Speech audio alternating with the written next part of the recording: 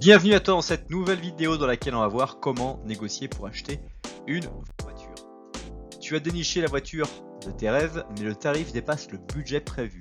Pas de panique, voici les points les plus importants à prendre en compte pour négocier l'achat d'une voiture. Découvrons-les ensemble. Mais juste avant cela, je t'invite à t'abonner à la chaîne YouTube pour ne pas rater les prochaines vidéos et redécouvrir les vidéos les plus populaires. Une étape importante pour négocier avant d'acheter une voiture, c'est d'examiner la voiture. Bien faire baisser le prix d'une voiture, il est important de bien l'examiner pour repérer les défauts à l'extérieur comme à l'intérieur, notamment au niveau des zones les plus exposées au coût et à la corrosion telles que le bas de caisse. Avant d'examiner l'intérieur de la voiture, vérifiez soigneusement les capots, les vitres et les portières. Après, c'est le moment de vérifier l'état des sièges, le fonctionnement autoradio, le chauffage, de la climatisation, etc. Chaque défaut repéré peut jouer en votre faveur et vous aide à bien négocier l'achat de votre voiture. Donc ça, c'est un élément qui est extrêmement important. Beaucoup trop de personnes vont se focaliser sur l'aspect extérieur du véhicule et n'ont pas rentré dans l'intérieur et démarrer le moteur pour vérifier que le chauffage fonctionne, qu'il n'y ait pas de voyant particulier qui soit sur le tableau de bord, que l'état des sièges soit bon, que le coffre, l'intérieur du coffre soit bien, que la roue de secours soit présente, que le cric soit présent, etc. etc.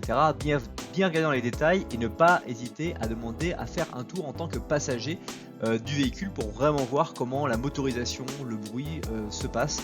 Ce sont des choses qui vont permettre de repérer des facteurs qui vont briser la confiance du vendeur dans la négociation en disant voilà, attendez, vous me donnez ce prix là, mais j'observe que le siège arrière il est vraiment très abîmé, hein, il est même déchiré et donc ça va me coûter plusieurs centaines d'euros pour le réparer et clairement voilà, je vais avoir besoin de ce budget, donc je vous propose en fait de plutôt ramener ce prix, votre prix en considérant cet élément là. Autre point important pour négocier l'achat d'une voiture, c'est d'inclure des services supplémentaires. Je m'explique. Quand on souhaite acheter une voiture d'occasion, il faut savoir que certains garagistes prennent certains services à leur charge, tels que la carte grise, le malus, etc. Pourquoi ? Pour qu'ils puissent assurer une vente rapide du véhicule. En négociant avec le garagiste, essayez de lui convaincre de prendre en charge certaines démarches administratives. Cela peut vous permettre d'économiser quelques centaines d'euros sur le prix d'achat et d'avoir votre voiture un petit peu dans un sens clé en main. C'est-à-dire que vous partez du concessionnaire ou en tout cas du garagiste qui vous allez l'acheter. Vous partez du garage et vous avez votre véhicule, votre carte grise, éventuellement votre assurance que vous avez fait directement, les clés et vous n'avez plus rien à faire. Vous n'avez pas à vous en occuper post-coup. Vous avez acheté le véhicule et vous êtes prêt à rouler et à passer une étape différente dans votre vie. Donc c'est vraiment quelque chose qui est négociable et qui vous permet de gagner de l'argent en disant voilà, ok, moi le prix me correspond, mis à part les petites choses que j'ai vues sur lesquelles je pense qu'il faut qu'on en discute, mais aussi moi ce que je propose c'est comme vous êtes garagiste, vous avez des prix de gros sur les cartes grises, etc. Bah vous la fassiez faire à mon nom et comme ça moi je repars avec le véhicule plug and play. Autre astuce pour savoir comment négocier pour acheter une voiture, c'est de demander un rajout d'équipement. Comme vous le savez sans doute, certaines pièces automobiles coûtent cher. Pour cela, il est conseillé de demander au garagiste de rajouter quelques équipements à la voiture. Et pour lui, le budget à débourser ne représente pas grand chose, vu la marge qu'il peut réaliser une fois la vente effectuée. Donc vous pouvez par exemple négocier la pose des tapis de sol, d'un autoradio GPS, d'une boule d'attelage, etc., etc. Il y a tout plein d'options que vous allez pouvoir négocier qui sont disponibles au catalogue.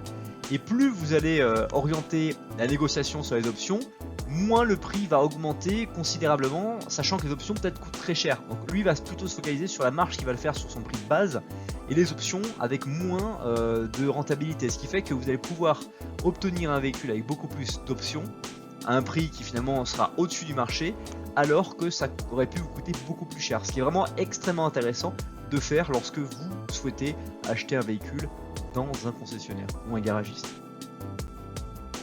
Autre astuce pour savoir comment négocier pour acheter une voiture, c'est d'acheter au bon moment. Pour acheter une voiture au juste prix, le choix du moment est crucial.